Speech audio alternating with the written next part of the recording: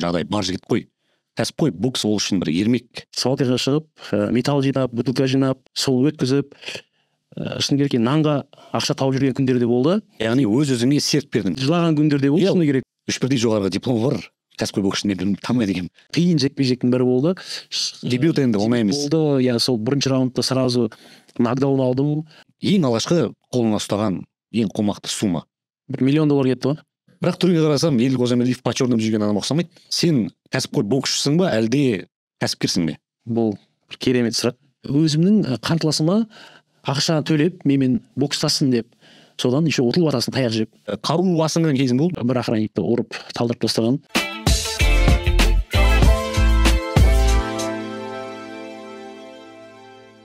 Ассалаумағалейкум, ардақты спортсүйер қауым. Мен Серік Ноян, бұл спортнама жобасы. Бүгінгі ерекше кешіміздің алғашқы қонағы Еділ Қожамедиев, елімізге белгілі кәсіпқой боксшы. Еділ, ассалаумағалейкум, қош көрдік.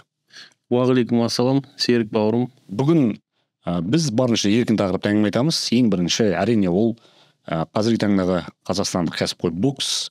Осы Қазақстанның кәсіпқой боксының бүгінгі бағындырған биігі, жеткен жетістігі, оның ішінде өзіңде ойып тұрып алатын орның бар. Одан бөлек әрине бүгінгі бокстағы қиыншылықтар, кемшін тұстарымыз қандай, қазақ боксын қай бағытта дамытқан дұрыс, кең көлемде әңгіме айтып отырсамыз, мағыналы, қызықты және әрине сенің жеке өзіңнің боксшы ретіндегі жүріп өткен жолың, осы рингтегі жеткен жетістіктерің, осы жайлы әңгіме қозғаймыз. Одан бөлек ең бірінші алдағы айқасын күтіп тұрған, біраз уақыттан кейін рингке оралып отырсың. Шындығында бұл үлкен бір жақсы жаңалық. Оның үстіне жай ғана жекпе-жек емес, чемпиондық титулды айқас. Түркия елінде осы жайлы кеңірек тоқталамыз. Алдағы жекпе-жекке қатысты әңгімеден бастасақ, белгіленген күні ауысып кетті, иә? Наурыз айында болу керек еді, қазір соңғы бір себептерге байланысты сәуірдің соңына қарай шегеріліпті. Нақтылап осы жайлы айта кетсең? Иә, енді Аллах қаласа осы сәуір айының 30-ы бір жылдан аса рингқа шықпағаннан кейін оралғалы жатырмын. Но енді біз негізі 18 наурызда өту керек болатын бұл жекпе-жек. Түркия елі Стамбул қаласында. Енді барлығыңыз көріп отырсыздар, соңғы мынау Түркия елінде болып жатқан оқиғаларға байланысты біздің жекпе-жегіміз кейінге қалдырылып, мынау 30 сәуір күні өтетін болды. Аллах қаласа 30 сәуір күні рингке оралып, 5-ші белбеуді өзіміздің елімізге алып келеміз деген үміттеміз. Бұл белбеу қандай белбеу?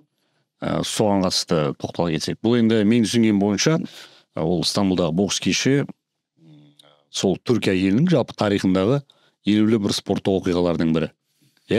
Және ол жерде сенің жекпе-жегің қатардағы жекпе-жек емес, негізгі карттағы негізгі айқастардың бірі. Осы шақырту қайдан келді негізі? Қалай қол жеткізе алдың осы алаңға шығуға? Иә, дұрыс айтасың, осы алдымыздағы жекпе-жек, титулдық жекпе-жек. Бұл жекпе-жекте WBC Middle East белбеуі сарапқа салынады. 10 раундтық жекпе-жек. Кештің басты жекпе-жектердің бірі болады. Со главный бой вечера дейді ғой. Co-main event, яғни? Иә, дұрыс айтасың, co-main event. Осыдан енді Instagram парақшасында көріп жатсаңыздар, мен осыдан бір 3-4 ай бұрын Түркия еліне бір жұмыстармен барған болатынмын. Сол жерде сол Түркиядағы Түркі профессиональный бокс федерациясы бар ғой. Соның басшыларымен танысып, Түркияның кәсіпқой бокс федерациясының өкілдерімен кездесудің сәті түсті ғой, солармен танысып, енді солардан ұсыныс келді. Бізде осы 18 наурыз күні негізі енді кәсіпқой бокс Түркияда енді дамып келе жатыр ғой, өздеріңіз білесіздер. Үлкен кәсіпқой бокс кеші өтейін деп жатыр. Сол дүниежүзінің 170 мемлекетіне тарайды эфир. Тікелей эфирде. Басты айқас басты айқас сол Түркия елінде кәсіпқой боксшы қыз бар қазіргі кезде WBC Silver негізгі иеленіп отыр. Сол WBC Silver белбеуін қорғайды сол қыз. Түркия елінің бетке ұстар боксшы қызының бокс кешінде бұл ойында басты жекпе-жек және коммейн ивент, бұл айтқанда қазақ азаматына беріп тұр екен. Меніңше Қазақстанда ондай титулға әзірге жұдырықтасып жатқан алғашқы боксшы өзің ғана. Енді Аллах қаласа сол титул бізге бұйырып, жеңіске жетіп, сол титулды алып келіп жатсақ, қазақ еліне бұл бірінші титул болады. Енді бәрі Аллахтың қолында, көреміз, тырысамыз, бар күшімізді саламыз. Әрине біз сен үшін қос қолымызды көтеріп жанкүйерлік етеміз. Сонымен қатар мына сенің жекпе-жегіңді Түркиядан тікелей трансляциясын тамашалағымыз келеді. Мүмкіндік болып жатса айтарсың. Еділ Қожамбердиев деген атты естіген кезде шындығында осы бокста, спорт саласында жүрген менің өзіме тек қана боксшының түр әлпеті елестемейді біріншіден. Біріншіден боксшы, одан кейін іскер жігіт деп танимын. Кәсіпте жүрген, өзіңнің бір жолыңды тапқан. Сен кәсіпқой боксшысың ба, әлде кәсіпкерсің бе? Енді бұл керемет сұрақ. Бұндай сұрақ маған әлі қойып көрмепті. Өйткені бұл сұрақ заңды болып та, соның жауабын өз азынан естейміз. Сізге әр адамның өзінің арманы болады. Кейбір адамдар бір жетістігі дұрыс жанұяда өмірге келеді. Бұл қысқаша айтқанда бай семьяда өмірге келеді. Енді мен өзім кішкентай кезімнен мектепте оқып жүрген кезде сол 11-ші сыныпты бітіргенше өзім арманым болды үлкен рингте көтеріліп, өнер көрсетіп, мына туымыз биік көтеріп, мені осы ол кезде енді дүние жүзі деп айтпай ақ қояйын, енді Қазақстанда танса екен бәрі деген өзімнің ішінде бала арманым болатын. Енді мен көбісі енді ойлайтын, мен мынау бір байдың баласы ма? Еділ Қожамбердиев кәсіпқой боксқа бір бәрі, осы сөзіңді осы жерде қоса кетерім. Ондай әңгімені естідім шынында керек. Еділ Қожамбердиев дегенде ол байдың баласы ғой, жағдайын жасап алған, жағдай бар жігіт қой. Кәсіпқой бокс ол үшін бір ермек деген сияқты өзінің бір беделін, атағы абыройын көтеру мақсатында деген сияқты сондай бір жолмен келді деген әңгімені де өзің құлақтан естіген бар. Бірақ бұл енді өзің бүгін нүктесін қоясың деп ойлаймын осы әңгіме барысында. Ал сенің келудегі жолың мүлде басқаша. Енді барлығына бүйтіп айтып түсіндіріп отырмайсың. Қандай отбасында дүниеге келдің? Қай жерде туылдың? Қандай отбасында дүниеге келдің? Материал жағдай қандай болды? Сол бала арман деп бағана айттың ғой, сол кездегі материал жағдай. Туылған жерім Алматы облысы Жамбыл ауданы Ұзынағашта өмірге келдім. Кіндік қаны тамған жер. Руың? Ұлы жүзді дулатпын. Сол кезде 4 жасымда шатаспасам, әкемнің жұмыс барысымен біз Алматы облысы Жаркент қаласына көшіп кеттік. Сол жерде біраз уақыт пәтер жалдап тұрдық. Мен ол кезде кішкентаймын, енді бірақ есімде бәрі бар.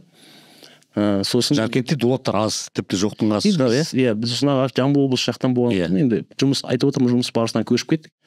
Біз өте шын керек қиын семьяда өстік. Қиын болғанда қалай, Аллаға шүкір, әкемнің, шешемнің тәрбиесі болды.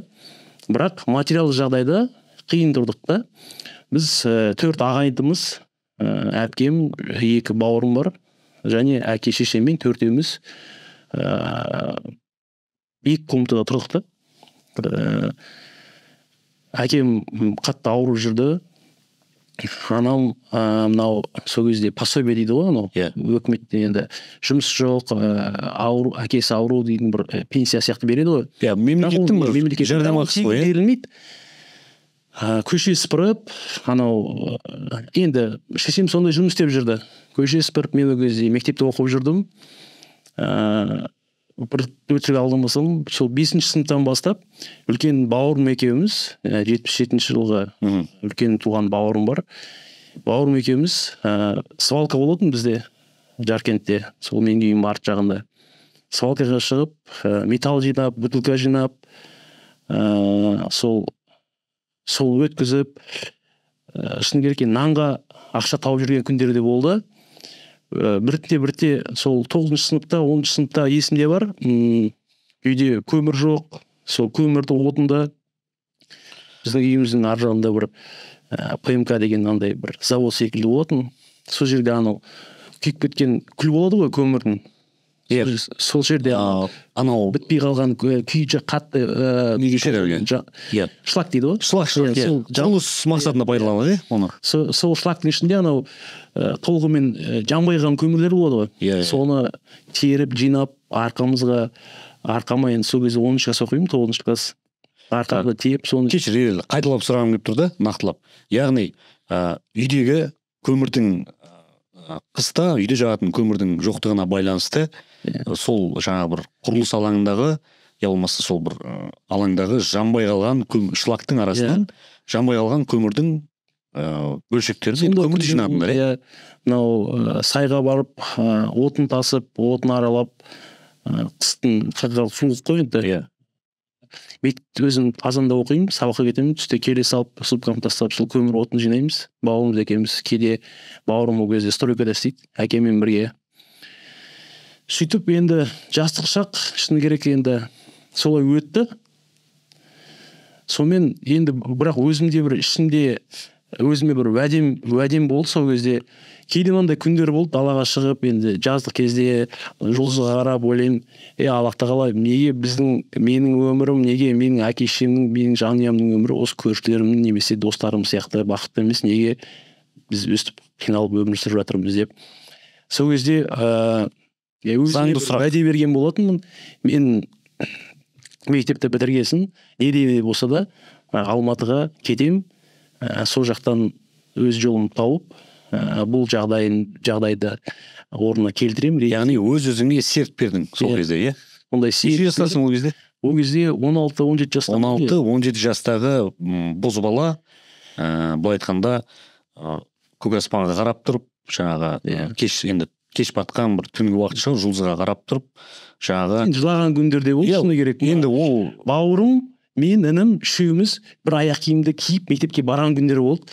Мен киіп келемін, азанда түстен кейін інім оқиды, інім киіп кетеді, немесе ағамның мынау плетшін дейді ғой, плетшін пальтосы болатын, оны әкем киді, сосын ағам киді, мен киді, менен кейін кішінім киді, сол бір-бірімізді күтіп, сол пальтоны мен сабақтан келемін, сабақтан кейін ағам киіп кетеді, немесе інім сөйтіп аяқ киім жыртылып қалса, соны жамап, негізі мына айтып отырған сөзіңе қарап, жалпы біріншіден сол 90-шы жылдардың аяғы ғой, балалық шақ. Сол 99-2000 жылдар, 90-шы жылдардың аяғы, 2000 жылдар негізінде ондай жағдай шынында көп қазақтың отбасында болды да, біріншіден сол кезде. Сол кездегі әке-шешелеріміздің, ата-аналардың мықтылығы, қандай қиындыққа мойымай, мүмкіндіктер, ол кездегі мүмкіндіктер енді аз болды ғой қазірге қарағанда. Қазір басың істесе, білімің болса, өз-өзіңе деген мақсатыңды қоя білсең, Аллаға шүкір, мүмкіндіктер кеңінен толып жатыр да. Алға қарай ұмтылсаң, жол табылады. Сол кезде отырып, мен қалай да болса, осы Жаркент қаласынан кетіп, Алматыға барып, аяғыма тұрып, әке-шешемнің жағдайын дұрыстап, артымда өсіп келе жатқан інімді аяқ тұрғызып, дұрыс жолға салсам ба деген ой болды, арман болды. Сөйтіп, Аллахтың қалауымен Алматыға келдік. Осы жерге бір нәрсені айта кетейін, жолға ақша болған жоқ. Алматыға келуге? Жолға Алматыға келуге ақша жоқ. Енді үлкен ағам бар, Нұрлан деген. Сол ағама рахмет.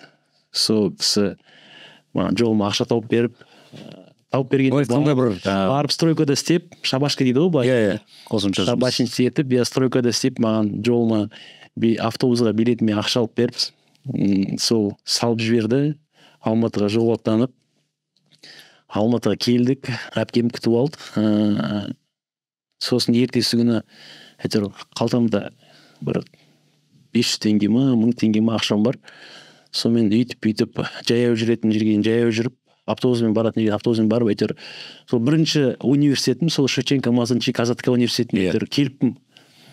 Қарасам университет деп жазылып тұр КЗТК. Ол қандай университет? Маған енді ол кезде біреумен ақылдасып, енді болады ғой, әке шешесімен ақылдасып. Мына жаққа түссем болады, мынандай оқу орнына дейсің. Мына оқуға бар, мынаған бар, мына жаққа немесе таныстар болады. Ол кезде ондай ештеңе жоқ, әйтеуір. Анықтама беретін, бағыт беретін адам жоқ. Документімді алып сол оқу орнына тапсырып қалдық солай. Мамандық Бірінші мамандығым финанс болды. Енді ардақ жанкүйер, осы жерде айта кеткім келеді. Еділ Қожамбердиевтің 3 бірдей жоғарғы білімі бар. 3 дипломы да қызыл диплом. Енді бұл білім алу деген нәрсе, мысалы, шыны керек, қазір мен ойланып қарасам, 3 бірдей жоғарғы дипломы бар кәсіпқой боксшыны мен танымайды екенмін. Енді мен сондай семьяда өссем де, бірақ ағам, әпкем бәрі үздік оқыған, солардан үлгі алып, енді мен айтып тұрмын ғой, тәрбиеміз, әке шешем тәрбиесі өте, яғни білім алуға қадағалау жақсы болды дейсің ғой. Мектепте жақсы оқыдым, үздік оқушылардың бірі болдым. Сөйте өткіздім, құжаттарымды кредитқа өттім. Кредит деген енді қазір сен үшін өкімет төлейді да. Өкімет төлейді, бірақ кейін жұмысқа орналасқан кезде өтейсің. 2 жыл кредитті оқыдым, сосын кредит деген жапты да, мынау грантта нашар оқитындарды бәрін алып тастап, кредитті жақсы оқитындар грантқа ауыстырды. Сөйтіп Аллахтың қалауымен грантқа көштім. Ол кезде енді мамандық ақша жоқ. Ол кезде мамандық финансы. Яғни қаржы. Қаржы істеріне сол грантқа оқып КЗТКны бітірдік. Бұл бірінші жоғарғы оқу орны. Екінші мамандық? Екінші мамандық таможенное дело. Енді біз Жаркентте болғандықтан, бізде Жаркентте кеден ғой. Қытай мен шекаралас өңір. Бірінші мынау финансы тапсырған себебім, ол кезде ешкім маған бүйтіп айтқан жоқ та, сен мынаған тапсыр, немесе таможняға тапсыр, немесе юриспруденцияға тапсыр деп. Соны қарасам, жанымдағылар толтырып отыр екен да, финансы деп. Сонымен дұрыс екен ғой деп мені толтыра салдым, сөйтіп шыны керек.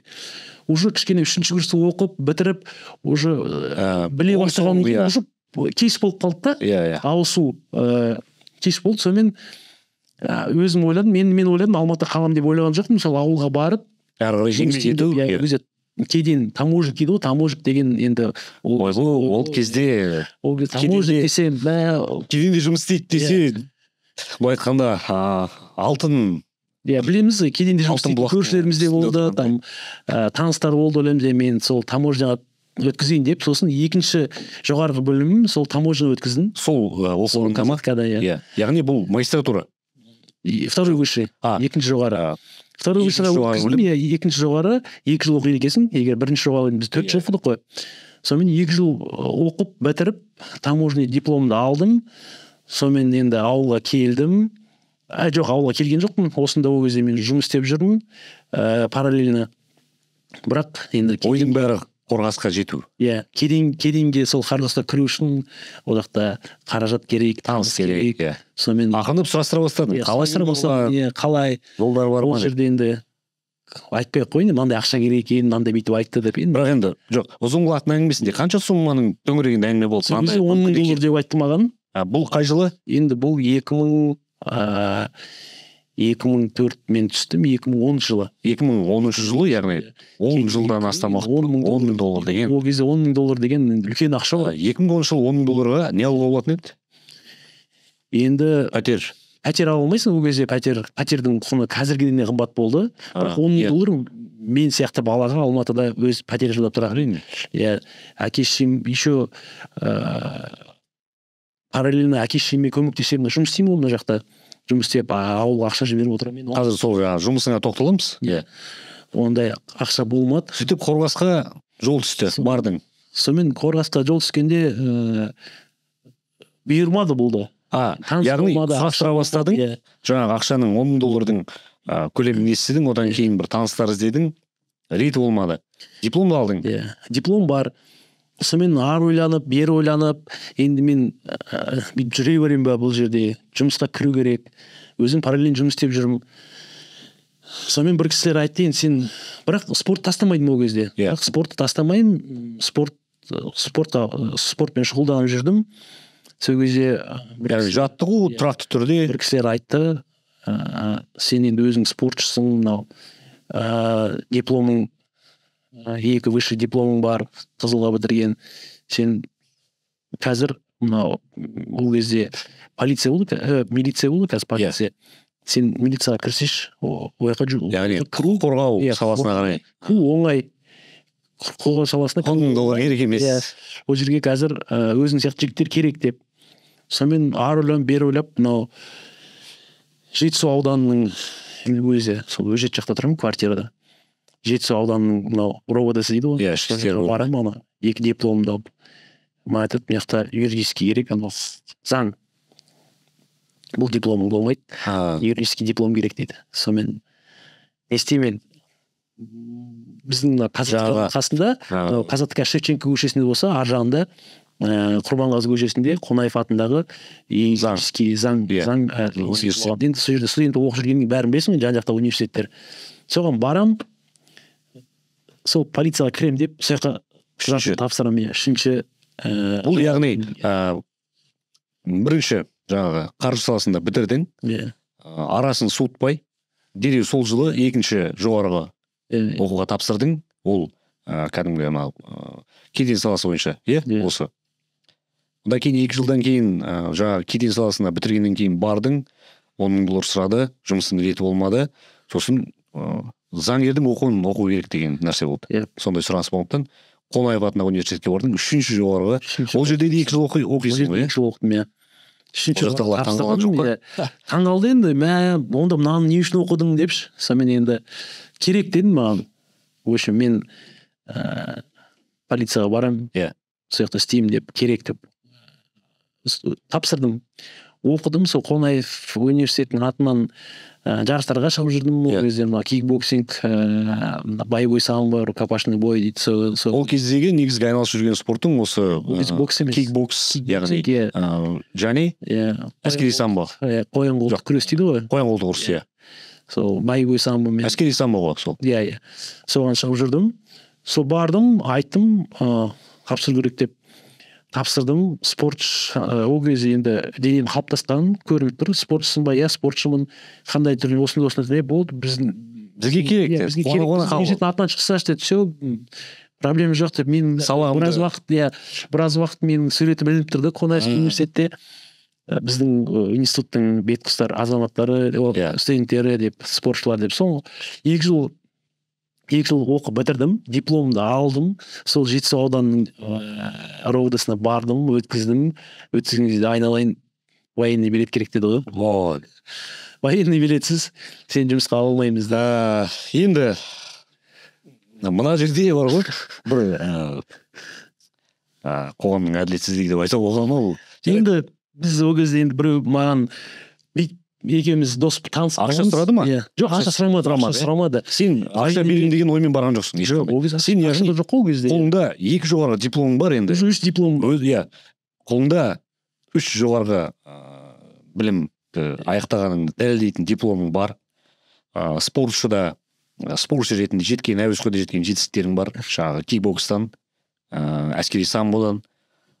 Сондай жаңағы кейспен бара тұра, саған Жетісу аудандық ішкі істер басқармасында енді заң бойынша енді әскери билет керек деген. Әскерде служить етуге әскери билет керек деді. Ол кезде уже үйленгенмін. Сөйтіп, мынау Бұрындайда 20-22 деген әскери бөлімше бар.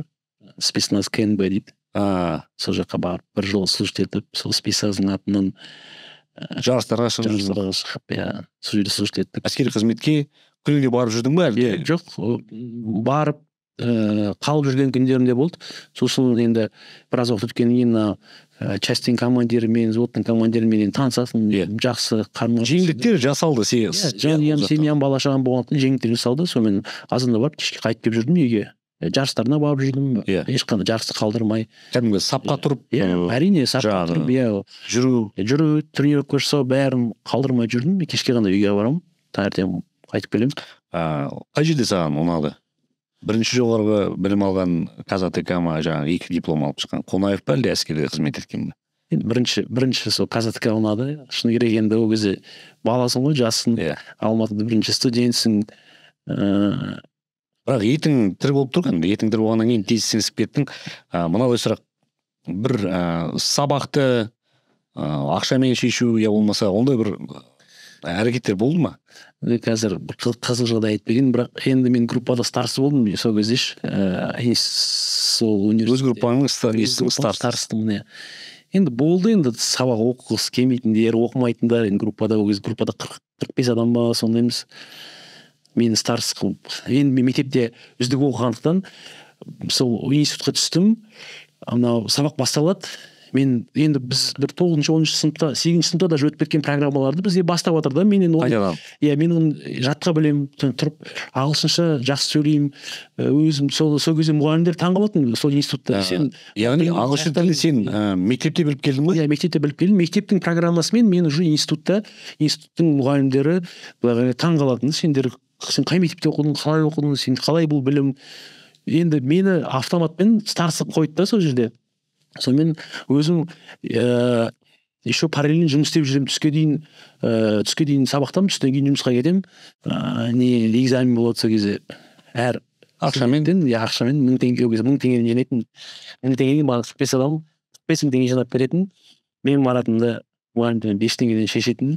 Ортада бір менеджерлік пайызымды алу. Сол кезде енді өзім күн көру керек. Жоқ, әрине. Общагада тұрмаймын, квартирада тұрамын. Ағылшын тілін сенің осы алғашқы Америкада кәсіпқой бокста дебют жасаған кезінде көмегін тигізді. Иә, әрине. Өте үлкен көмек тигізді. Мынау Америкада жүрміз. Қарынға ол ең бірінші сауал бізге. Нан сұрап жеу. Сұрап жеу, адрес сұрау, магазин, шопингке киім аламыз сол кезде. Енді үлкен көмегін тигізді. Сол мектепте, институтта жақсы оқығанымыздың. Яғни бұл ардақты бізді көріп отырған жас жігіттер, қыздар, жалпы тіл білудің маңыздылығы. Ондай шыны керек тілдің маңыздылығын әлі де сезініп жатырмыз. Жеке өз басым қатты сезініп. Сондықтан мүмкін болса жас кезіңізде мектепте жүріп тілді меңгеріп алыңыздар, өте өмірде үлкен пайдасын тигізеді. Америкадағы бір сапарың жайлы, алғашқы кәсіпқой бокста дебютың жайлы айтып кетсең қысқаша. Сол 2017 жылы маған айттым ғой, мектепте институтта студент болып жүрген кезде, жұмыс істеп жүрген кезде Абылайхан деген спорт клубта тренировка істеп жүрдім деп. Сол жерде қазір енді көп боксшылар, бокстың жанкүйерлері біледі, Сағатбек Мұсаханов деген жаттықтырушы кісімен танысып, сол кісі енді өзім жетістіктерімді көрсетіп, айтып, сол кісі айтты, енді Америкаға алып бара аламын, сен кәсіпқой, бірақ кәсіпқой кикбоксинг емес, кәсіпқой боксқа ауысып, бұл жақта жаттығу істеп, дайын болған кезде алып бара аламын деп. Яғни кикбокстан кәсіпқой боксқа ауысу жайлы осы кезде ұсыныс жасады ғой. Ал әлде сен өзің тарапынан да бір болды ма ой? Жаңа айтып кеттім ғой, кішкентай кезімде өзімде арман болды ғой, кәсіпқой бокс болсын, кикбоксинг болсын, әйтеуір бір сол танымал спортшы болып, өзім енді жан-жақты спортшы болдым. Мен кикбоксингтан да шығып жүрдім, қойын қол күресінен де, әскери самбодан да, бұл айтқан универсальный болып шығып жүрдім.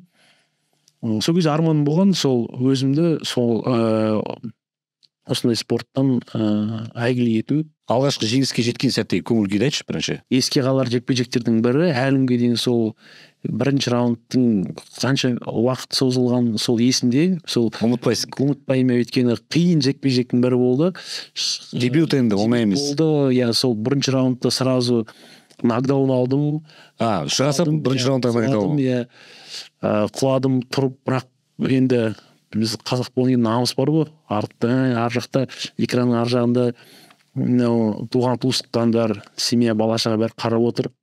Не болып кетті бұл деген ой басқа. Сол құладым, тұрдым, аяғым енді ютубта бар, сол көрсең болады.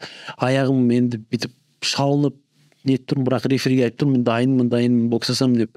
Сонымен бокстасын, арада әйтеуір кішкене қорғаныста жүріп, есімді жиып алдым да, қарсыласым өзін нокаутқа жіберіп, жекпе жекті алып шықтық вот дебют сөйтіп яғни енді есте қаларлықтай есте қаларлық жекпе жек болды. биг драма шоу болды дейші өзің үшін болды иә. әлгі бірінші жекпе жекте жеңіске жеттің, енді бұл апсет деп айтамыз ғой, жаңағы нокдаунға түсіп одан кейін тұрып жеңіске жету, көңіл күй керемет. Әрине бір әлгі енді ол жерде жеңіске жетудің бір дәмі басқаша. Ал сәтсіздік ол жерде өзің тарапынан болды ма? Екінші жекпе жектегі сәтсіздік қандай бір кемшілік болды? Екінші жекпе жегім менің бірден титулдық жекпе жек болды.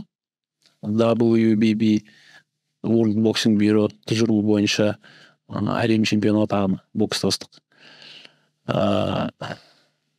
Енді сол бойдың жекпе жектің алдында біраз моральды қиыншылықтар болды. Біраз түсінбеушіліктер болды.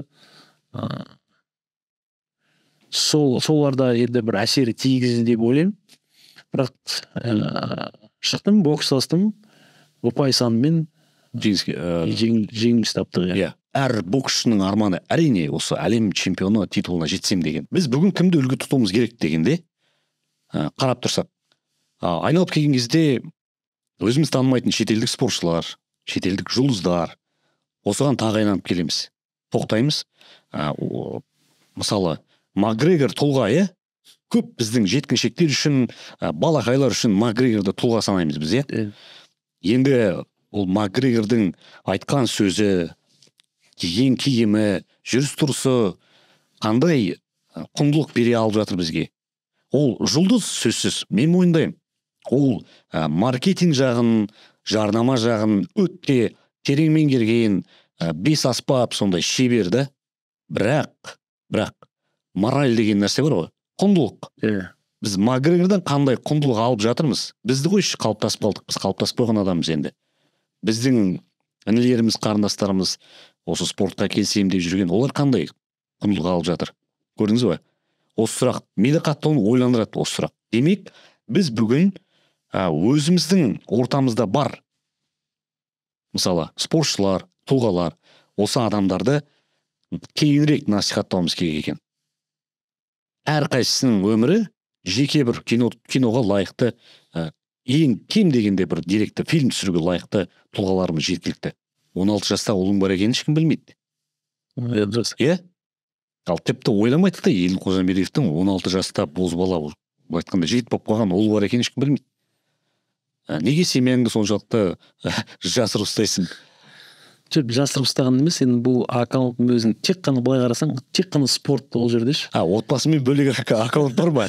Жоқ, енді мен енді отбасымды жасырмаймын. Мен ютубқа кірсеңіздер көп деген сенің алдында суреттерін көргем. Көптеген суреттер бар, көптеген ютуб бағдарламалар бар. Әр жекпе жегіме жанұям, бала шағам келеді. Жекпе жекті отырып атсам, менің сол ұлдарым рингқа шығады көтеріп. Осы бір сәттен ойлап қарашы, ұлдарың жаңа үлкен, бұл не ғой? Әрине, бұл деген мақтаныш.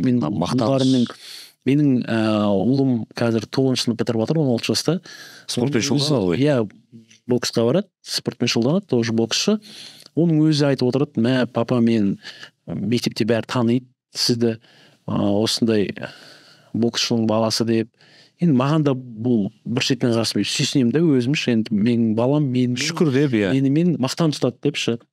Кез келген әкенің арманында осы ғой. Темекі шекпейсің, арақ ішпейсің, енді спортпен шұғылданасың. Бұл да қазіргі өсіп жатқан балаларға бұл бір мотивация. Яғни енді мысалы мынадай бір қағида бар ғой, әлгі әке көрген оқ жонар, шеше көрген том пішер дейді.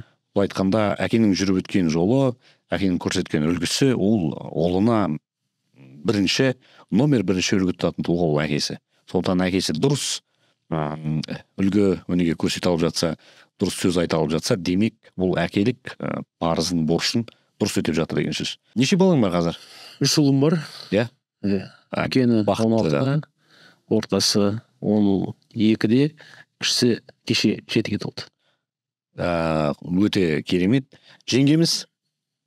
Жеңгеміз сол, өзінің ауылынан. Бір ауылдан. Енді кәсібіңе келейікші. Жалпы тек қана спортшы емессің, кәсіппен де шұғылданасың. Оның ішінде, яғни мейрамхана. Енді дәмхана дейміз ғой, мейрамхана. мейрамхана. Қанша жыл болды осы кәсіппен шұғылданып жүргеніңе? Енді негізі мейрамхана мен шұғылданып жүргеніме, сол мейрамхананы алғаныма 4 жылдай болып қалды. Ресторатор деген сөз бар ғой, мейрамхананың иелері. Мен ресторатор емеспін, енді просто ол жерде әйелім қарайды, сол басқарады. Мен ол жұмысқа араласпаймын, шыны керек. Мен өзімнің жұмысым бар, өзім басқа да жұмыстармен айналысамын. Мейрамхана ашу идеясы қайдан келді саған алғаш? Енді бұл негізі менің әйелімнің арманы болған. Ол өзі тамақ дайындағанды жақсы көреді де үйде. Сол өзінің арманы болғандықтан сол мейрамхананы мен алып бердім әйеліме. Сенің мейрамханаң өзің соны жүргіз, жұмыс істейді деп. Енді сол ремонт жағын, басқа да проблема жағын бәрін мен өзім шешемін, бірақ толығымен ішкі жағына кіріспейсің, былай айтқанда барлығы жеңгеміздің қолында айналысып жатыр. Енді ашқан кезде жалпы осы мейрамхананы ашуға қанша қаржы кетті? Енді бұл мейрамхананы ашқанда болғанда мен дайын мейрамхананы сатып алдым. Сол сатып алуға ар жағында жөндеу жұмыстары деген сияқты шығын. $1 миллион кетті ғой. $1 миллион. Сатып алғаның бар, жөндеу жұмыстары сол. Үстіне тағы бір этаж, екінші этаж салдым. Соның бәрін. Жақсы. Инвестор болды ма? Жоқ, инвестор болған жоқ. Бұл өзімнің еңбегіммен тапқан қаражатым. Мейрамхананы ашқан кезде неше жастағы болдың? Мейрамхана енді қазір 36-дамын, 36-дамын, 31-демін ғой, 30-31-де. Яғни осыдан 5 жыл бұрын ғой? 5 жыл. Жақсы. Енді қазір мейрамхананың өз-өзін ақтап жатыр ғой, Осы 5 жылдың ішінде сол ақша қайтып келді ме? Салған ақша шықты ма? Жоқ, қайтып келді. Әзірге шыққан жоқ. Бірақ енді мейрамханаға кететін шығынға қарағанда кіріс көбірек шығар енді. Енді 2 жыл, 3 жылдай жұмыс істеген жоқпыз. Пандемия болды. Сол уақытта мен ремонтпен айналыстым. Енді былай қарағанда бір жарым жыл ғана болды, оны дұрыс істеп келе жатқаным. Қазір енді жағдай жақсы. Шүкір, Аллаға шүкір.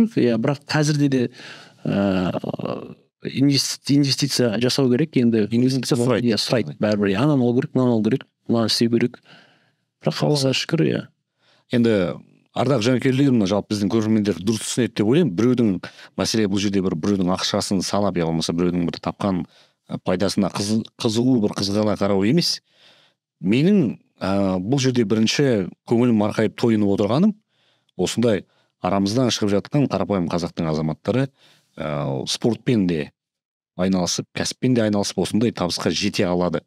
Және енді бұл Еділ Қожамөрдиев бір ғана мысал, және сенің қатарынан бөлек, мысалы, сенен кіші, тіпті қазір 20-дан асқан, енді ғана 25-ке жетіп жатқан жігіттер, қыздар бар. Кәсіпте, білім саласында, өнер саласында жаңағындай жетістікке жетіп жатқан. Соларды көріп, шындығында қуанасың. Шүкір, мынау Қазақстанның келешегі бар екен ғой деп. Яғни, ал ерлі сенің өмірлік бір оқиғаң, менің ойымша, біраз адамға ой салатын, біраз адамға үлгі боларлықтай, айтарлықтай дүниең бар. Сондықтан да бүгін екеуміз кездесіп отырмыз. Ең алғашқы қолыңа ұстаған ең қомақты сума қанша болды, және сол кездегі сезімің сенің? Ең алғашқы қомақты сума $2500 болды. Гонорар емес па бұл? Жоқ, гонорар емес, бұл барахолкада, базарда жұмыс істеп жүріп, өз еңбегімен, қара күшімен тапқан ақшам болды. Яғни бір сауда арқылы? Жоқ. Жаңа айтып кеттім ғой, мен кішкентай кезімде әкеммен, бауырыммен стройкада істедім. Сол үшін бір жағдай болды. Барахолкада бір кездерде 2007-2008 жылдары пожар болып кетті ғой, артынан. Сол кезде сол пожар болған базарлардың біреуінде жұмыс істеп жүрдім. Сол кезде енді пожар болды, өртеніп бітті, біткеннен қайтадан орнына қалыптастыру керек, салу керек ана базарды. Сол кезде салып жатқан кезде құрылыс жұмысына араласып, сол кезде бір $2,5 мың таптым. Яғни бұл бір айдың, 2 айдың көлемінде? Бір ай, 2 ай, 10 күнде. 10 күнде, тамаша. Енді 10 күнде 2008 жылы $2,000 астам қаржы деген үлкен ақша. 2007 жылы. Енді мынау сұхбатқа азын-аулақ дайындық жасаған кезде де азын-аулақ кездеген кейіпкерде әлеуметтік желіден парақшасын зерттейсің, берген сұхбаттарын оқисың. және одан бөлек сенімен аралас құралас болған азаматтармен былай айтқанда сырттай бір анықтама алатын сәт туды. Шындығында Еділ Қожамбердиевтің осы мынау барахолка дейміз ғой, жаңа базардағы жүрген, сол жақта жұмыс істеп жүрген кезінде біраз жүрген жігіттердің бірі деген әңгімені естідік. Жүрген дегеніміз яғни енді осы сол жақтағы бір күрделі мәселелерді шешіп, әлгі мынадай тіркес бар ғой, по черному дейді ғой енді. Енді бірақ түріне қарасам Еділ Қожамбердиев по черному жүрген адам ұқсамайды. Шынында керек. Бұл қаншалықты рас? Осыған қатысты не айта аласың? Енді по черному жүрдім немесе мынау бандит болдым деп айтпаймын. Ондай қатарға өзің жатқызбайсың. Бірақ араластым, достарым болды. Ол жігіттердің арасында мені сыйлаған адамдар да болды. Араластым. Жақсы қарым-қатынаста болдық. Енді сол барахолкаға қалай келдім мен? Мен ол жақта келе салып бір базарда басқарып кеткен жоқпын. Ол жаққа грузчик болып келдім негізі. Жүк тасушыдан бастап сол базардағы соңғы жұмыс істеген жаңағы базардың директоры деген қызметке дейін жетіпсің. Бұл бір қандай құпия деп айтайыншы, 3 диплом. Енді бұл жерде бағанағы 3 дипломның пайдасы жүрмегеніне мен сенімдім. Бұл жерде жеке өзің барахолкада диплом солай айтып отырмын да. Енді былай ғой, мен Алматыға келдім, 17 жаста 11 сыныпты бітіріп оқуға тапсырдым, бірақ күн көру керек, тамаққа ақша табу керек. Енді біз кішкентай кезімізде жұмыс істеп үйреніп қалғанбыз. Сонымен бір туыстарым, өзім нағашыларым сол барахолкада охранада істеп жүрді. Бірақ соған кірудің алдында мынау Сейфуллинаның бойында кафельный не болды, магазин. Сол жерде грузчик болып істедім оның алдында. Сосын сол барахолкаға бардым. Сол жерде бір базарларда істедім грузчик болып.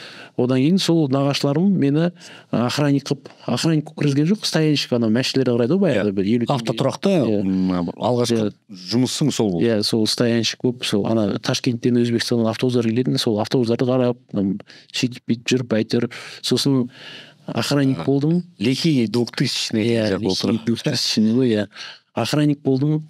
Охранник болған кезде енді анау күзет деген форманы киген өзі бір маған бір мәртебе болды. Сол бір автобазарды өзің қарап жүргендей бір көңіл күйді. Бір повышение алғандай не. Ірілі ұсақты қылмыс әлемінің өкілдері сол базарды енді торулдап, базардың маңында өзінің мәселесін шешіп деген сияқты ондай оқиғалар жиі болған шығар. Бұл кезде барахолка деген бір жеке мемлекет сияқты болды да. Ол жерде 90-шы жылдар әлі сол кезде әлі бар болды. Сол әр базардың өзінің смотрящийлері болды. Әр базардың өз отметка жинайтындары болды. Әр дүкеннің жаңағы әр бутиктің иесінен немесе сол базарлардың директорлерінен қаражат алым салық деп айтайықшы. Жігіттер келіп қарап жүретін жігіттер болды сол кезде. Сол қарап жүрген жігіттердің қазір біразы билікте, я болмаса да бір телевидениеда, я болмаса ел алдында жүрген адамдар бар ма сенде? Енді қазір ол жігіттердің арасында дұрыс жолға түскен жігіттер де бар. Енді билікте деп айтпай қояйын, бірақ жақсы должностьта отырған адамдар да бар. Билікте деп айтпайын енді. Бірақ енді ол кезде олар да мүмкін мен сияқты жұмыс іздеп сол жолға түсіп, енді ол кезде выживание ғой, аттарын айта алмаймын өкінішке орай. Енді ол кезде выживание ғой. Жаңа өзің айтып отырсың, сен тоже по черному жүрген деп естідім депші. Енді қазір ол жерге тоқтайтын болсақ, мен сол барахолкада охранник болып жұмыс істеп жүрген кезде мен қалай директор болып кеттім? Охранник болып жұмыс істеп жүрген кезде біздің сол базардың өзінің директоры болатын. Ол басқа ұлт азаматы болатын. Менің үлкен нағашы ағам сол жерде начальник охраны болып жұмыс істеді. Мен қарапайым күзетші болып жұмыс істеп жүрдім. Сол кезде сондай жігіттер келіп сол базарға жаңағыдай алым салық жинаушылар келді базарға. Қоқаңқылық көрсетіп дегендей сондай болып мынау базарда жүк айдайтын кележіктер бар ғой, солардан отметкасын жинамақшы. Анау жүк тасушылардың өзінен алып салып Сол кезде мен енді охранникпін, мен енді сол базарға жауап беремін. Мен өзімнің дежурство кезінде ешқандай происшествие болмауын өзім қадағалайтын. Сол кезде сонда жігіттермен ерегесіп біраз жерге дейін бардық, төбелеске дейін бардық. Төбелестің сол кезде сол базардың директоры, басшысы, менің өзімнің начальный охраным сол кезде мені байқап, сол кезде жаңағы бір жағдай көзге түсуіңе себепші болды. Сол кезде мені енді сол кезде старший смена қылып, арыратай начальник охрана етіп. Неше жасында осы күзеттің бастығы болдың?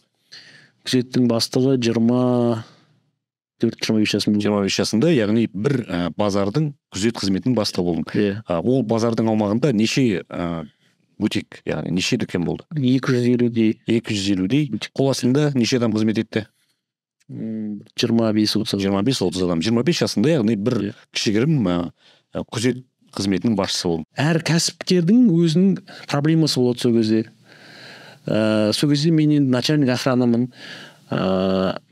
Сосын администратор болдым. Сол кезде олар өздері жақындап проблемасын айтып, мынандай мен біреулер мазалап жатыр дейді, біреулер қоғамға, біреулер анауым тартып алып жатыр, біреулер товарымды алып еді, ақшамды қайтармай жатыр. Мынаған осынша ақша беріп едім, осынша товар беріп едім, ақшам да жоқ, товарым да жоқ деп. Соны енді соларды көмектесу арқылы көмектесіп, сол біраз проблемаларын шешіп. Яғни солардың заңмен шешуге мүмкін болмаған, я болмаса басқаша шешімі. Ешқандай беспредел ондай болған жоқ. Сыпайы түрде, заң түрде барып сөйлесіп, айтқанда мәселе шешіп беруге септік болып жүрдің, және сол үшін сол енді кәсіппен айналысып жүрген жаңа саудагерлердің былай айтқанда сен осы жұмыс істеп берген үшін саған рахметі. Жақсы. Енді қару асынған кезің болды ма? Қару ұстап жүрген? Қару әлі де өзімде қаруға рұқсатым бар. Сол кездерде официально рұқсатым болды. Қарумен жүрдім. Атқан кезің болған жоқ? Айтпай ақ қояйын. Жақсы. Аспанға шығар енді атқан кезде де? Енді қорқыту мақсатында бір жалғыз өзің өз-өзіңді қорғау мақсатында жалғыз өзің қалып қойып бір 5-10-15 жігіттің ортасында қалып қойған кез болды ма? Болды ондай кез. Ол жақтан қалай шықтың?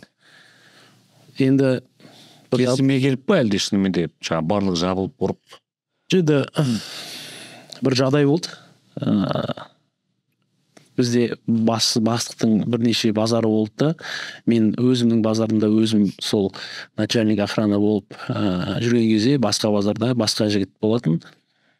Сол жерде енді бір жігіттер келіп кішкене құқаналық көрсетіп, сонда жағдай болған. Сол менің бастығым маған звондап барып шешіп берші, көмек көрші, не болып жатыр деп. Соны барып, мен бардым. Ол жерде енді жаңағы жігіттер былай айтқанда беспредел етіп жатыр екен. Сонымен бір охранникті ұрып талдырып тастаған. Сонымен бауырым, енді сен өзің денеңе қара, мына ұрған охраннигін қара, болмайды ғой, егер қатты төбелескен болса, жүр төбелесек деп айттым. Мен жігітше болған. Енді біз ол кезде енді жүрміз ғой, енді сол кезде. Енді сол уақыттағы сол ситуация соған келіп тұр, басқаша енді сөйлесуге болмады, соған келіп тұр. Сонымен төбелесек деп барып, бір статқа кіріп төбелесіп, енді сазайын бердім. Сонымен бұл кешірім сұрап болды, осы мен түсіндім деп кеткен болатын. Сонымен бір арада бір сағаттан кейін бір 20 шақты машина келді ғой деймін. 20 шақты машина келіп, жаңағы қол алысып, 20 шақты машина келіп, бәрі қарулы. Кинодағыдай. Кинодағыдай. Өзі мен 25 жастамын ғой, мен өзі Барқалғыдан, мына Рысқұловадан жоғары көтеріп көрген жоқпын. Сол үй жұмыс, институт сөйтіп жүрген ғой. Сонымен енді ағам болатын, марқұм болып кетті. Сол кісіге енді қатты сенетін. Енді ол кісі өзі енді Алматының жігіті болды. Сол кезде енді сол ана жігітпен төбелескен алдында звондап айтамын, жағдай осылай болып отыр, осындай, енді Максим дұрыс емес. Енді болды, енді сендер дұрыс болса, енді өзің қара деді. Сонымен бұл кісі келді, братан деп айтамын ғой, өзі братан келді да ана жігіттерді көрді да, ема сен в общем Урматованы бұрып жіберіпсің деді ғой. Урматованы бұрып жіберіпсің, аналардың старший яғни старший менің братаным шақыртты, короче, қазір мына братишкаң ба, сен кім, балаң ба, інің ба, тағы да төбелеседі мына менің ініммен. иә. В общем біздің көзімше төбелессін дейді. Сонымен бұл менің братан келеді де, еділ в общем көріп тұрса қандай жігіттер келіп тұр, сен таяқ жей сал, енді бағана енді ұрып алдың ғой өзіңдікін. Қазір белгілей салып тұр. Иә, бәріміз мына жақта бәріміз сындырады немесе атып кетеді. Сол кезде мен қалай, мен таяқ жемеймін деп өзімдікіне тұрып, сонымен бұлар екінші төбелес болды ма сонда жаңағы жігітпен? Иә, сыртқа шайық деп мені машинаға салып алып кетеді, сыртқа қаратай. Жаңағы братан деп жүрген, сол жақта бірге жұмыс істейтіндер бәрі енді қалып қалады. Өзім жалғыз барамын. Жалғыз өзің кетті. Иә. Енді сол жерде жауып кетеді, иә, тепкілеп, мұрнымды сындырып, в общем, ернімді жарып. Сонымен енді бір жүректе не қалады ғой, обида қалады ғой, реніш қалады. Ол кісіге де ренжідім, мына қасымда сол кезде бірге жұмыс істеп жүрген бауыр деп жүрген жігіттерге де ренжідім. Одан кейін жаңағы сенімен төбелескен жігітті артынан іздеп бір ондай кек қойған жоқсың? Жоқ, іздеген жоқ мен. Іздегенде мен білемін ол кім екенін, қай жақта жүргенін, енді содан енді келіп жүрді енді бүйтіп қоған қылып енді, бірақ одан кейін кездескен жоқсыңдар? Кездестік. Содан кейін жаңағы сен айтып тұрсың өзің почерным жүрген екенсің деп. Сонымен де енді таныстар болды, сол жігіттермен кездесіп, сол жағдай түсіндіріп, в общем осылай болды, осындай әділетсіздік болып болды, мен өзімдікін алғым келеді деп. Сонымен бұл деп енді айтпай қойын кім деп, бірақ өте авторитеті мықты жігіттер болды. Иә. Яғни солардың төрелігіне жүгініп, былай айтқанда мәселе солармен араласып, в общем солармен жүріп кеттім біраз уақыт. Сонымен жаңағы болған оқиға үшін спрос дейді ғой, спросын алып өзімдікін алдым. Иә. Зато мен қазір жүрегім орында да, мен ешкімнен таяқ жеп өзімдікін алмай қалмадым деген не жоқ. Енді бұл мысалы өзің іштей бір адамға енді ол кездегі жалынып тұрған нең бар, қазір енді үш бірдей баланың әкесісің, отбасы иесісің, отағасысың. Қазір енді өзі былай айтқанда ел алдында жүрген азаматсың ғой. Рингке шығып жүрсің, кәсіппен айналысып жатсың. Енді ол кездегі көзқарас, дүниетаным әрине басқаша, иә. Және біріншіден жұмысың сол бір қажеттілік болды. Екінші енді қасқырлар билеген заманда сен қасқыр болмасаң өзің я жем боласың, я өзің қасқыр болуға мәжбүрсің. Әр заманда да, әр қоғамда да сондай мәселе шешетін, бір төрелік айтатын, заңнан тыс жаңағы әрекет ететін сондай бір топтар болады, күштер болады, сондай бір азаматтар болады. Олардың ішінде әділеттісі де бар, әрі оның ішінде алаяғы да бар. Жаңағы жеткілікті енді ол. Оларды пропагандировать етпейміз, оларды насихаттамаймыз. Иә. Қазір Еділ Қожамердиев ондай сүрең жолдан кетті. Әрине. Қазір кәсіп, бокс. Енді ондай жолда болдым деп есептемеймін өзімді. Бірақ әйтеуір бір сол керуеннің сол бір көшке ілесіп бір аз уақыт. Сол кезде заман сондай болды, сондайлармен жақсы араласу керек те болды, қарым-қатынасың жақсы болу керек те болды, мыналармен де сен мына жақта сыйлау керек, мына жақта сыйлау керек. Енді осындай бір әңгіме болады ғой, мысалы сол сияқты ғой енді. Осындай бір жүрген, болмаса бір ауданның бір қала, мысалы өңірдің арасында бір осындай кикілжіңді мәселе болған кезде, сен ананы танисың ба? Анау ол ананың інісі, ол мынандай деген жүретін жігіт деп бір аттарын айтып жатады ғой, мысалы. Егер мен барып, мысалы, Жаркентке Еділ Қожамердиев десем, ол жақтан қандай пікірлерді естимін? Ол жүрген жігіт кезінде әлі де жүреді, оның салмағы бар деме, әлде ол елдің мақтанышы, кәсіпқой боксшы, кәсіпкер азамат деп айта ма? Әрине, мен енді ойламаймын сөйтіп бұл жүрген жігіт там бандит деп айтады деп. Как спортшы ретінде таныстырады деп ойлаймын. Мен енді Жаркентте жиі барып тұрамын, Жаркенттің бәрі мені таниды. Енді ауданның мақтанышы Жаркент қаласы енді біледі мен қалай өскенімді, қандай жағдайда болғанымды, тұрғанымды, сол жақта туған туысқандарым бәрі. Жаркент енді өзі үлкен қала емес қой. Бір-бірін таниды халық.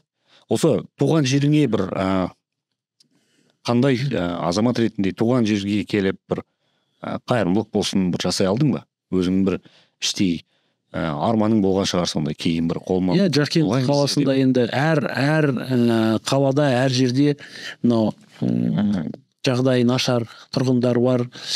Көмектескен күндер болды, әлі дейін көмектесіп келе жатырмын. Тек қана Жаркент емес, осы Алматыда да. Енді Инстаграм желісі бар, немесе таныстар арқылы шығады. Продуктым жоқ, көмірім жоқ, отыным жоқ, там бала шаға мектепке киім алып беру басқа ең бір қажеттіліктер ғой, яғни ол қарап тұрсаң ел біріншіден бұл жерде шындық керек, Аллаға шүкіршілік деп айтасың ғой, сол өзіңде болған қиыншылықтар көрдің бе, бір кісілердің басында әлі де бар екен да, және өзіңде іштей енді марқаятын шығарсың деп ойлаймын. Шындығында сондай бір мүмкіндікті сол қиыншылықты басынан өткізгеннен кейін енді біз білеміз да, әрине ондайды біз түсінеміз, қандай жағдай, қандай ішінде мен испытать етіп жатқан шығар, қиыншылықта тұрған адам. Қиыншылықты көрмей адам оны түсінбейтін шығар. Сондықтан енді бұл жерде тағы да бір қарға дей ма, құзғын басып жейді, соңқа шашып жейді деген сөз бар да. Сондықтан енді бұл әке-шешең тәрбиесі болар, осындай саған бір берген. Жаңа Инстаграмнан көріп жатамыз. Пандемия кезінде де біраз азды көпті қайырымдылық тағы басқа. Бұл енді басқа азаматтарға үлгі болу үшін не қажет айтылуы тиіс дүние. Арманың не айтшы осы бір кәсіпкер ретінде? Енді мешіт салғың келетін шығар, кәсіпкер ретінде мектеп ашқың келетін шығар. Ал адам ретіндегі арман дейікші. Адам ретінде арманым былай ғой. Әр қалада, Алматы болсын, немесе Жаркент болсын, пәтер жалдап, жұмыс істеп, пәтерге ақша таба алмай, және үйдегі жетпей жатқан адамдар бар да. Мен өткені өзім сол жолды өткенмін. Сондай адамдарға жер алып, үй салып берсем, немесе пәтер алып берсем деген арманым. Бірақ қазіргі күні мен енді өзім жағдайым жоқ деп айта алмаймын, бірақ менің өзім бауырларым, әпкем, інім, әкем қолында, өзімнің бала шағам 3 ұлым бар. Біріншіден оларға да үлкен жауапкершілік. Былай айтқанда соларды обеспечить ету керек қазіргі ертең күн. Өзім мен қандай күнді кешіп өттім, сондай күнді менің өзім ұлдарым, бала шағам кешпесін деген өзімнің арманым. Ұлды тәрбиелеу кезінде бір осы нәрсе айтыла ма? Сенде әлде мысалы бір кейбір қажеттер айтып жатыр. Ұлдарыма әрине әрқашан айтамын. Менде суреттер, архив дейді ғой. Енді бұл бәрі бар. Өскенім, қандай үйде тұрғаным, барахолкада істегенім, грузчик болғаным, охранник болғаным, барлығы енді естелік деп суретке түскенбіз ғой. Солар менде бар. Мысалы, Еділдің 16 жастағы ұлы қазір осында барахолкаға барып күзетші ретінде жұмыс істе. Барахолкаға бармаса да қазір каникулда жұмыс істейді менің балам. Мен оны ұялмаймын. Өзі дауыма жасыпты? Иә, мен дос балам бар, кәсіпкерлікпен айналысады, сол жерде грузчик болып жұмыс істейді. Немесе өзімнің ресторанында картошка тазалайды, посуда жуады, пол жуады, одан жасырын ештеңесі жоқ. Қазір бүгінгі күннен бастап мен өзім ұлдарымды солай тәрбиелеп келе жатырмын. Сол ақша табудың оңай еместігін, оңай жол жоқтығын, соны білсін, оценить етсін. Соның құнын, келіп жатқан ақшаның құнын білсін деген бір не ғой. Жақсы. Кітап оқисың ба? Өзің бос уақытта мүмкін болып жатса, кітап оқитын шығарсың. Бәлкім оқысаң, кімді оқыдың? Өтірік айтпай ақ қойын, кітап оқымаймын. Бірақ енді сөз саптауына қарағанда бір кем дегенде жаңағы университетте алған білімің бір басқа, бірақ енді бұл сөз саптаудағы сауаттылығың ол қайдан? Көшенің сіңірген пайдасы көбірек пе, әлде шынымен бәлкім айтыс тыңдайтын шығарсың, бәлкім подкаст тыңдайсың мүмкін? Жоқ, ештеңе тыңдамаймын, ешкімді тыңдамаймын. Кітапты оқыдым деп өтірік айтпай қояйын. Бірақ айтсам да болады еді, кітап оқимын, мынандай кітапты оқимын деп, бірақ өзіңіз жек көремін. Мен ойлаймын, мен мектепте жақсы оқыған, үздік анау үш жоғарғы білімнің арқасы деп. Сабақ мектепте мәселелер шешіп жүрген кездегі ауыз екі тілге пайдасы дейші. Қазір көптеген мемлекеттік учреждениелерге барасың ғой, енді проблемалар бар, иә. Сол кезде енді серьезный адамдармен сөйлесесің, енді үйренесің ғой. Иә, яғни бұл енді өмір үйретеді. Өмір үйретеді шынымен. Жақсы. Қазіргі таңдағы қазақстандық кәсіпқой боксшылардың әл-ауқаты қандай деп ойлайсың? Қандай проблема бар бізде? Кәсіпқой бокс бізде Қазақстанда проблемасы бар. Оның жасыратын ештеңе жоқ. Мүмкін кәсіпқой боксты түсінбейтін адамдарына теледидардан көріп отқан ролик шығар, бокс жасаса, мынау миллиондаған доллар алып, немесе миллиондаған қаламақы алып жатыр. Не болмаса көбі былай ойлайды. Қазақстандағы кәсіпқой боксқа мемлекет төбеден ақшаны үйіп төгіп жатыр деп. Олай емес, сен оны түсінесің, иә. Мен білемін, және біздің кейбір көріп отқан адамдар оны түсінеді. Бокстан хабар барлар. Мен осы 14 жекпе-жегім қалай өтті? Мен өзім қаражат салып, өзіңнің промоушныңмен өзің айналысқан боксшысың. Менде промоутер болмаған. Мен өзімнің жолымда, өзімнің тұратын қонақ үйім, даже мынау кейбір менде жеңілістерім бар, иә. Өзімнің қарсыласыма ақша төлеп, менімен бокстасын деп, содан еще ұтылып атасын таяқ жеп. Сен ұрғып иә. То есть бұл жерде сен ұрғып жеңген үшін ақша төлеп. Көбісі ойлайды, мынау кәсіпқой боксшы 4 поясы бар екен. Аллаға шүкір, қазір енді сондай дәрежеге жетіп жатырмыз. Бірақ сол дәрежеге жетудің алды мен өзім тапқан ақшамды өз-өзіме салдым, иә. Өз-өзіме салып, бүгінгі күнде осындай нәтижесін көріп отырмын. Иә. Осы күнге дейінгі жекпе-жектеріңе жалпы айналып келген кезде қанша көлемде қаржы салдың? 2017 жылдан бері осы мынау ақш-қа барып алғаш дебют өткізгеннен бері соңғы жекпе-жегіңе дейін $150 мың кетті ғой. Яғни қазір сенде 11 жеңіс, 2 жеңіліс, 13 жекпе-жек, 14-ші жекпе-жек болады алда. Демек, әр жекпе-жекке кем дегенде $10 мың кем дегенде $10 мың үстінде ақша кетті. Титулдық жекпе-жектерге басқаша. Иә. Енді қазіргі таңда неше титулдың иегерісің? 4 титул бар, иә. Бұл ақпаратты тағы да жазамыз. Бала елдің арманы, осы рингке шықсам, елдің көк байрағын желбіретсем. Енді мен саған мына қызық бір пайымымды айтайын, Еділ. Сен сол өзің ақша салып, өзің шығынданып, шетелге барып, жекпе-жекке шығудың сол шыққан сәтіңде сен Қазақстанның имиджіне ақша салып тұрған адам болып есептеліп тұрсың да, негізінде. Былай қарасаң. Егер жеке басыңның бір спортшы ретіндегі сұранысың, қызығушылығыңды шетке ысырып тұратын болсақ, сонда сен енді көк тумен шығасың бұл жерге. Әрине. Көк туды арқалап шығасың, сонда мемлекеттен бір тиын алып жатқан жоқсың, бірақ Қазақстанның абыройын асыру үшін, беделін көтеру үшін сен шетелге барып, сол жақта қарсыласың ақшасын төлеп, өзің жолың тағы басқаң бар. Былай айтқанда өзіңнің қаламақыңды өзің есептеп жауып, сонда Қазақстанның имиджіне үлес қосып жатсың. Өз қалтаңнан. Осындай ой келді ме бұған дейін басыңа? Жоқ, бұндай ой келмепті. Мен сол Қазақстанның имиджіне қосып отырмын, неге мемлекет ақша төлемейді деп. Жоқ, мемлекет ақша төлемейді емес. Яғни сен саналы түрде барып Қазақстанның, бұл енді өзімнің арманым болды, чемпион болсам деген. Мынау Қазақстанның әр титулдық жекпе-жекте, мен 4 титулдық жекпе-жегім болды, 4 рет әнұран шырқалды.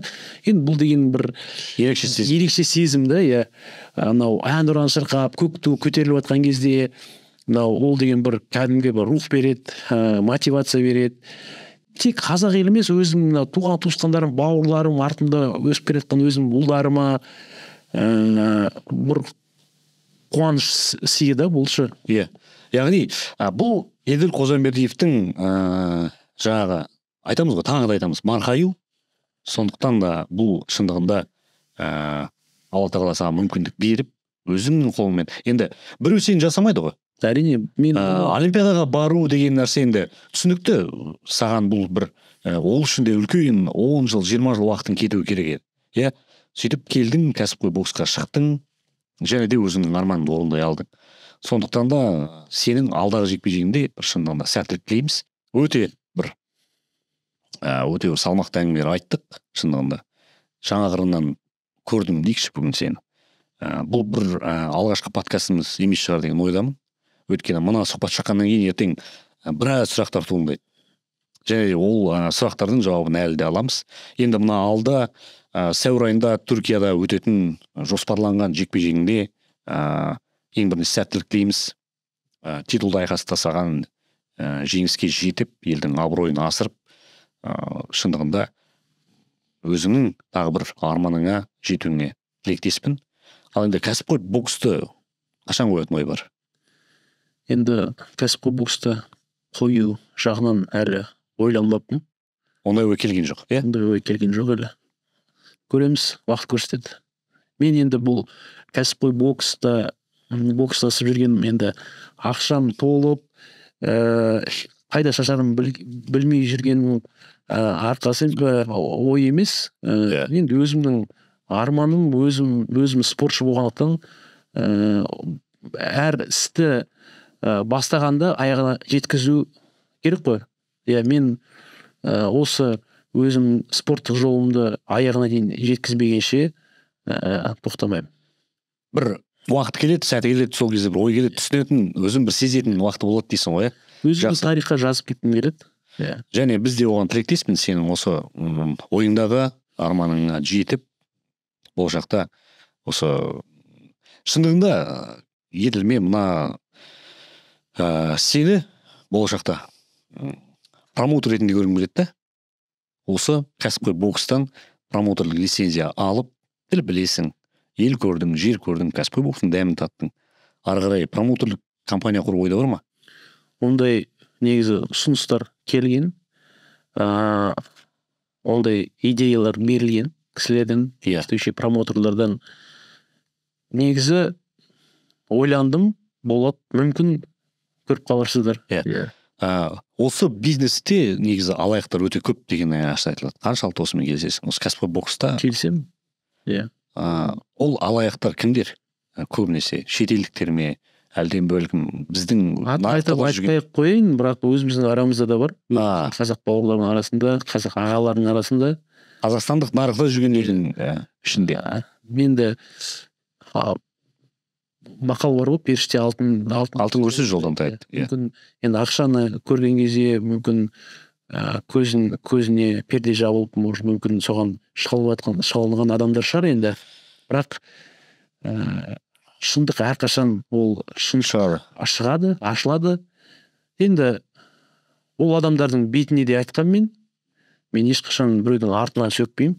Бұл адамдар мені қазір эфирден көрсе де түсініп жатқан шығар, мен кімді меңзеп тұрғанымды дейсің ғой, жақсы. Екі-үш адам ба? Енді бір адамның жаңағы атын айтып түсін түсте деп жаңағы саған қолға салмаймыз, өйткені ол адамдардың өзіміздің қазақ бауырлар. Ішің білсін әрулай дей ма? Бар ғой. Шетелде айтпай тұрғанда. Айтпай қойып ол жақта.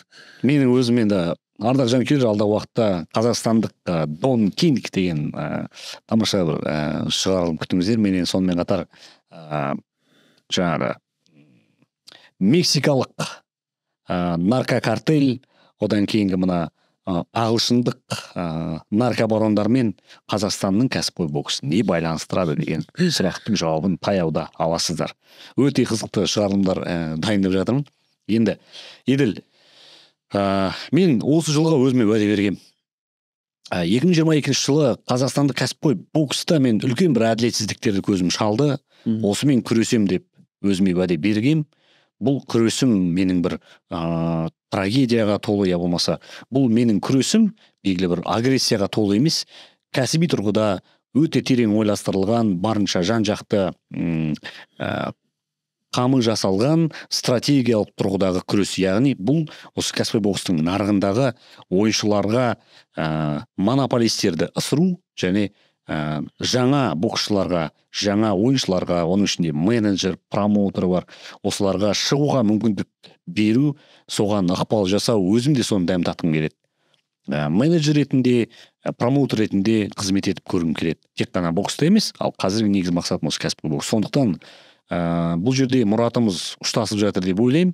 Және алдағы уақытта Еділқожа Мірдиев пен Серік Ноянның бірлескен бір компаниясын көріп қалсаңыздар, бәлкім болмаса бір жаңағы үлкен бір істердің басын бастай жатармыз. Қазақ спорт жасасын. Спорт дамыған тұста елдің абырой беделі артады, бір салауатты саналы ұрпақ өседі, және елдің имиджі ол әрқашан маңызды.